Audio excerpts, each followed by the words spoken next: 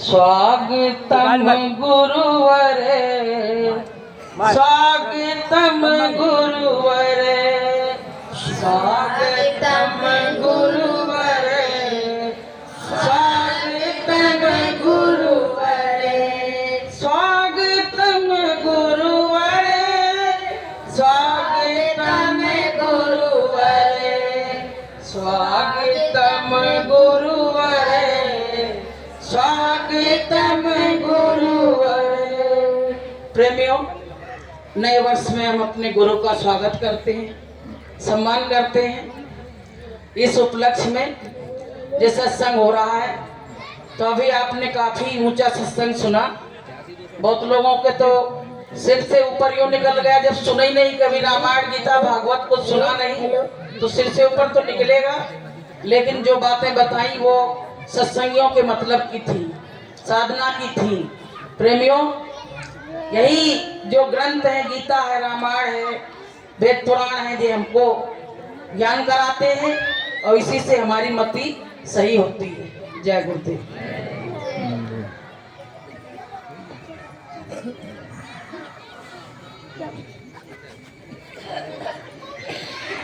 जय गुरुदेव, जय गुरुदेव। नाम किसका? प्रभु का। प्रभु जी का पावन नाम। जय गुरुदेव। प्रेम से बोलो जय गुरुदेव। तीन लोक नौ खंड में गुरु से बड़ा न कोई, करता करे न करी सके, गुरु करे सो होय। मंच पे विराजमान सब जीवों का कल्याण करने के लिए आए हुए परम पूज्य स्वामी जी महाराज के चरणों में कोट कोट प्रणाम। सत्संग में आए हुए सभी भाई बहनों, दूर दराज से आए हुए सभी भाइयों बहनों को प्यार भरा सादर सप्रेम जय गुरुदेव। और नए वर्ष की बहुत बहुत शुभकामनाएं और डबल सादर सप्रेम जय गुरुदेव। प्रेमियों, ये अवसर हमको जीवन में गुरु महाराज ने दिया। आज नया साल है, सारे प्रेमी एकजुट होके उस मालिक का गुणगान कर रहे हैं। ये बहुत बड़ी अपार दया और कृपा है। किसी एक भाई के मन में ऐसी प्रेरणा डाल देते हैं गुरु महाराज, तो सारी संगत को लाके एकत्रित एकजुट कर देते हैं। हमारे सुरेश भाई साहब ने ये 3 दिन का आयोजन रखा है और 3 दिन इसी सत्संग के रस में सब लोग भूल जाएंगे और अपने मालिक का गुणगान करेंगे। प्रेमियों, जीवन में जो अवसर मिला है, जो नया वर्ष आया, तो लोगों के मन में तमाम बातें आई कि आज पार्टियां मनाएंगे, आज तरह तरह के नए नए काम करेंगे। लेकिन सत्संगियों के मन में क्या विचार आया कि आज हम सत्संग में जाएंगे और अपने गुरु का दिन और रात पूरा गुणगान करेंगे। यही आई बहनों की नहीं आई बात मन में? तो प्रेमियों, हमको आज अपने गुरु का ही गुणगान करना है। एक हमने छोटा सा इसमें और लिखा है, हम आपको नए वर्ष के उपलक्ष्य में सुनाते हैं, उसके बाद फिर आगे की बात। जय गुरुदेव। हाथ जोड़ विनती करूं, सतगुरु कृपा निधान, सुंदर सेहत स्वस्थ रहे, मधुर मधुर मुस्कान, हृदय सिंहासन में रहो सदा शोभायमान, 8 पहर करते रहे गुरु चरणों का ध्यान, युग युगांतर सजा रहे ए दरबार महान, प्रेमी जन नयन करते रहे सत्संग का रस पान। बीते वर्ष की गलतियां क्षमा करो गुरुदेव, नए वर्ष में दीजिए निज भक्ति वरदान। प्रेमियों, अपने गुरु महाराज से जो पुरानी गलतियां उनके लिए क्षमा मांगो और कहो गुरु महाराज नए वर्ष में हमने प्रवेश किया है, मालिक हमको सद्बुद्धि दो और मेरा मन आपके चरणों में लगे।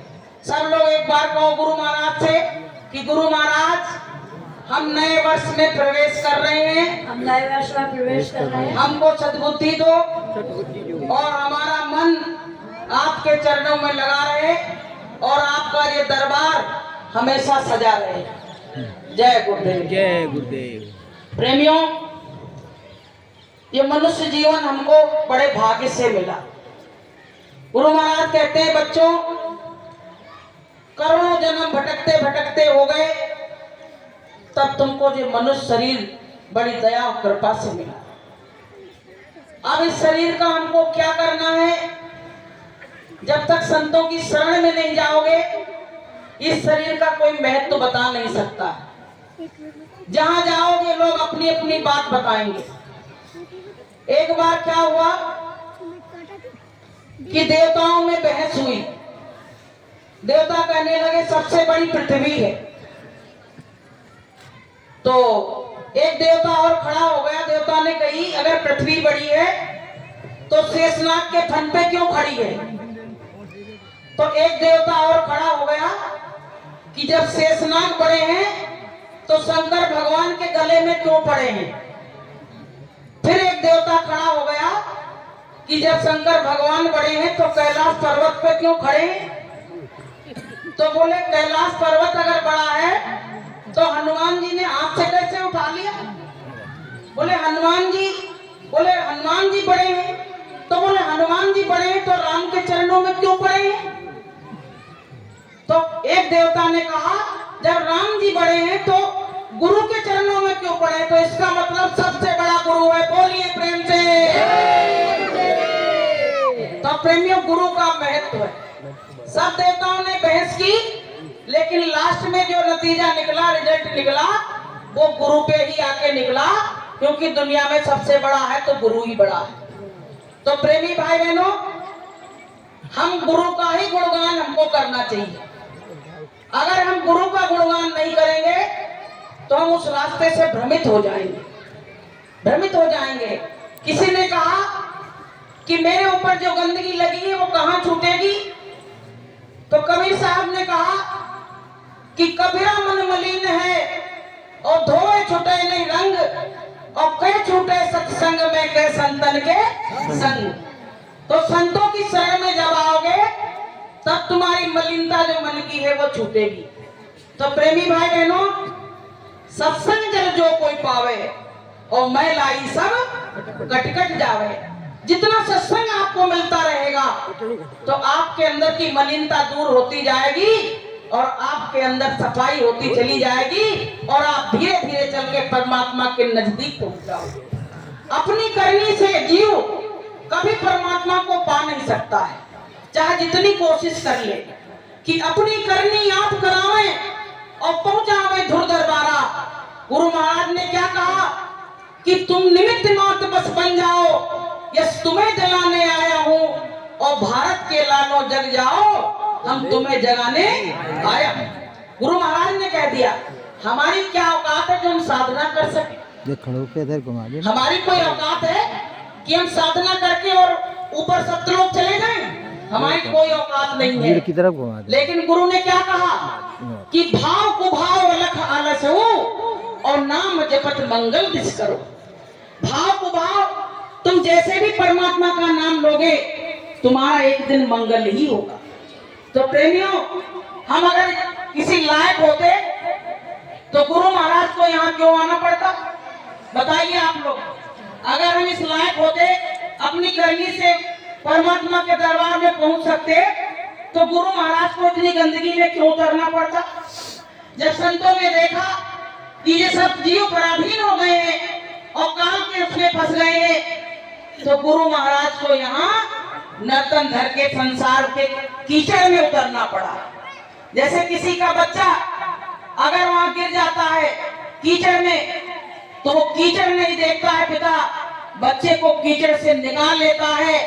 ऐसे प्रेमियों, जब गुरु महाराज ने देखा कि हमारे बच्चे सब काल कल्पित हुए जा रहे हैं, तो गुरु महाराज को यहाँ आना पड़ा और सारे बच्चों को बताना पड़ा।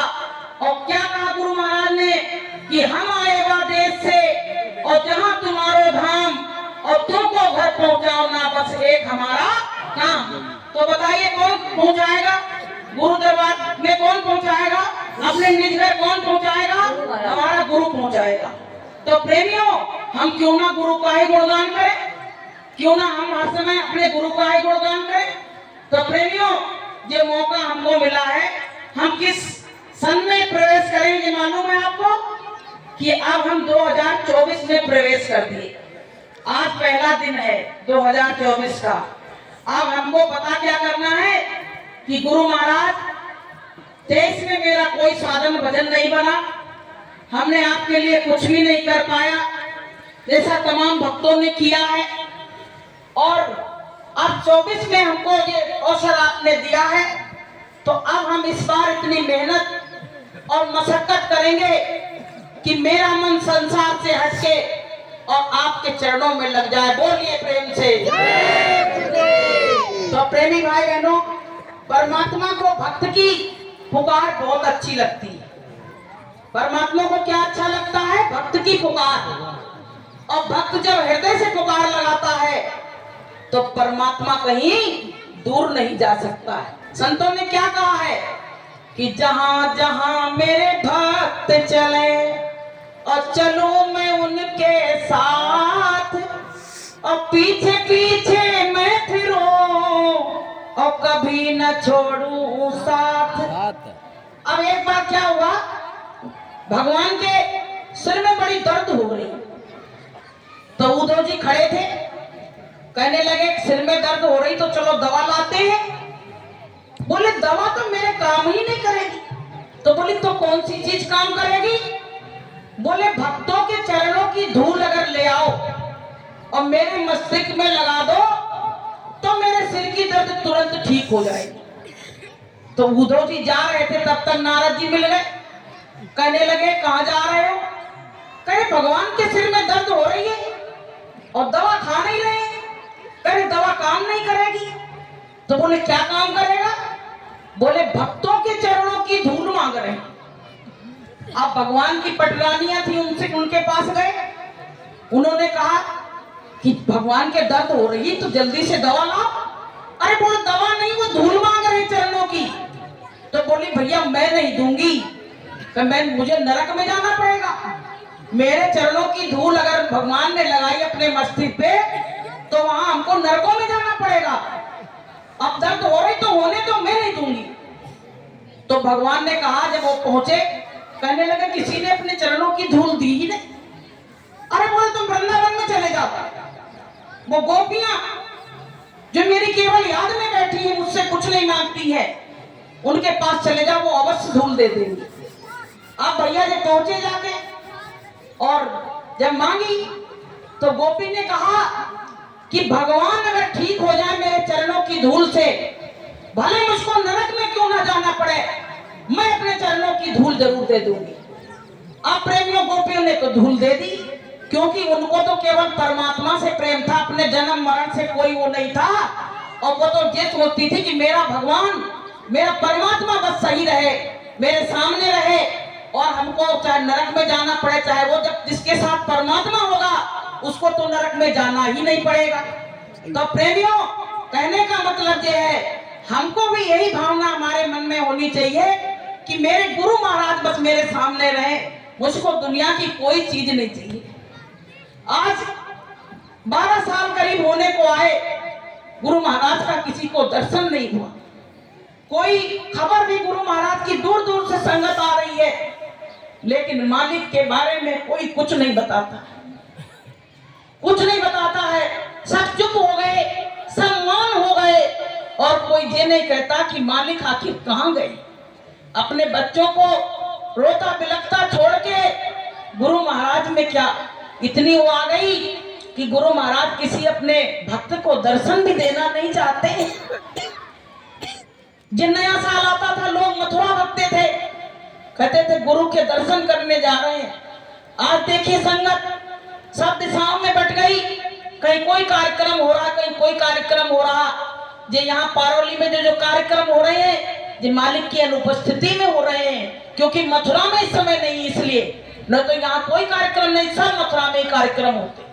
तो प्रेमियों, हमारा सबका मन अपने गुरु के लिए हर वक्त रोता है कि अखियां मेरी रोती है, जरा तरस करा जाना। अखियां मेरी रोती है, जरा दर्श करा जाना। एक बार गुरु जी आ जाओ, फिर आके चले जाना। एक बार गुरु जी आ जाओ, फिर आके चले जाना। सब भक्त पुकार रहे, जरा दरस दिखा जाना। सब भक्त पुकार रहे, फिर आगे चले जाना। तो प्रेमियों, बस यही आशा है कि हो सकता है 24 में गुरु महाराज आ जाएं, क्योंकि राम को 14 वर्ष का वनवास हुआ था, तो 12 साल तो हमारे गुरु को भी अदृश्य हुए हो गए। अब हम लोगों में क्षमता नहीं बची है प्रेमियों कि इस लीला को हम लोग बर्दाश्त कर सकें। अब तो हमारे धीरज का बांध टूट रहा। अब तो ऐसा लगता है कि ऐसा ना हो कि गुरु का दर्शन किए बिना ही हमारी सांसें कहीं खत्म हो जाए। बस यही इच्छा है कि मरना तो सबको है, सबको मालूम है कि सब मरेंगे, लेकिन बस एक इच्छा है कि एक बार हमारे गुरु का एक बार सा शरीर हमको दर्शन हो जाए। कि सांस देना प्रभु इतनी तो कम से कम, सांस देना प्रभु इतनी तो कम से कम। तुमसे मिलने से पहले न निकले ये दम, तुमसे मिलने से पहले न निकले ये दम। सांस देना प्रभु इतनी तो कम से कम, सांस देना प्रभु इतनी तो कम से कम। तुमसे मिलने से पहले न निकले ये दम, तुमसे मिलने से पहले न निकले ये दम। हे गुरु महाराज, मेरा दम निकल जाए कोई बात नहीं, लेकिन अब ये 24 में अपना दर्शन जरूर दे देना, बस हमारी यही आखिरी इच्छा है। जैसे किसी को जब फांसी की सजा होती है तो उससे इच्छा पूछी जाती है कि तुम्हारी क्या इच्छा है। ऐसे प्रेमियों, अगर हम लोगों से कोई पूछे तो हम तो यही कहेंगे कि बस एक बार दर्शन करने की इच्छा है, बस बाकी अब कोई और इच्छा बची ही नहीं। ऐसा भाव हमारे हृदय में आना चाहिए प्रेमियों। अपने मालिक से जितना प्रेम करोगे उतना ही तुम मालिक के नजदीक पहुंचते चले जाओगे। हमारे और परमात्मा के बीच में दूरी किस बात की बनी है? क्योंकि हम उसकी याद दिल से नहीं कर पाते। जब कभी संगत में बैठते हैं, लोगों के बीच में बैठते हैं, तब प्रेम याद करते हैं। और गुरु महाराज क्या कहते हैं, बच्चों अपने घर के कोने में बैठ जाओ और तुम उस मालिक की याद करो, देखो मालिक तुमको मिलता है कि नहीं मिलता है। तो प्रेमियों, हमारे अंदर ये विचार भावना कौन उठाएगा? हमारे गुरु महाराज ही तो उठाएंगे। अगर गुरु महाराज दया कर दें तो उनसे मिलना आसान हो जाएगा प्रेमियों। और गुरु महाराज की जब तक दया नहीं होगी तब तक मिलना आसान। पास खड़े हैं लेकिन इन आंखों से दिख नहीं रहे हैं। कहते नहीं है कि घट में है सूझे नहीं और ऐसे हैं ये जिन्न और कह कबीर संसार को हुआ मोतिया बिंद। जब मोतिया बिंद हो जाता है तब कुछ आंखों से दिखाई नहीं पड़ता है, तो क्या कहते हैं कि इसका ऑपरेशन करा लो। ऑपरेशन कौन करेगा? कोई अच्छा डॉक्टर होगा आंखों का, वही तो करेगा। और प्रेमियों, अब ये जीवात्मा की आंख से नहीं दिख रहा है तो इसका ऑपरेशन कौन करेगा? इसका ऑपरेशन तो गुरु महाराज ही करेंगे और कोई कर ही नहीं सकता है। प्रेमियों, तो हमको अपने गुरु की बात याद रखनी चाहिए कि नहीं रखनी चाहिए? रखना चाहिए। हमको वो बात जरूर याद रखनी चाहिए, क्योंकि जब तक हम सतगुरु को नहीं पकड़ेंगे और मेरे मोतिया बिंद का ऑपरेशन नहीं होगा तब तक हमको वो परमात्मा मिल नहीं सकता है। तो प्रेमियों, हमारे गुरु ने ना हमारे लिए कोई संदेशा भेजा, ना कोई चिट्ठी भेजी। लोग दूर जाते हैं तो क्या कहते हैं, घर में फोन लगाते हैं, कहते नहीं 4 दिन बाद आ जाऊंगा, 1 महीना बाद आ जाऊंगा, यही तो कहते हैं। तो और गुरु महाराज ने तो हमारे कुछ भी नहीं कहा, चुप हो गए, बिल्कुल साइलेंट हो गए। एक बार भी कुछ भी ना संदेश भेजा, ना चिट्ठी भेजा। गोपियों के लिए तो भगवान कृष्ण ने वहां से जब चिट्ठी भेजी उद्धव के साथ हाथ से, तो गोपियां सोची कि इस चिट्ठी में कुछ लिखा होगा। तो उस चिट्ठी में ये लिखा था कि समय सब कुछ करा लेता है, समय बलवान होता है। अब मेरा वहां छोड़ने का समय आ गया, इसलिए मैं आ गया हूँ, तुम लोग चिंता मत करना। जैसे उद्धव ने चिट्ठी खोली और सुनाने लगे तो गोपियों ने सारी चिट्ठी फाड़ दी, किसी ने सुना ही नहीं। बोले हम नहीं सुन सकते हैं, वहां जाने की बात तुम सुन ही नहीं सकते हैं, आने की बात बताओ तो मैं सुनूंगा। तो यही दर्द प्रेमियों हम लोगों के दिल में है। तो पता है एक गोपी ने क्या कहा?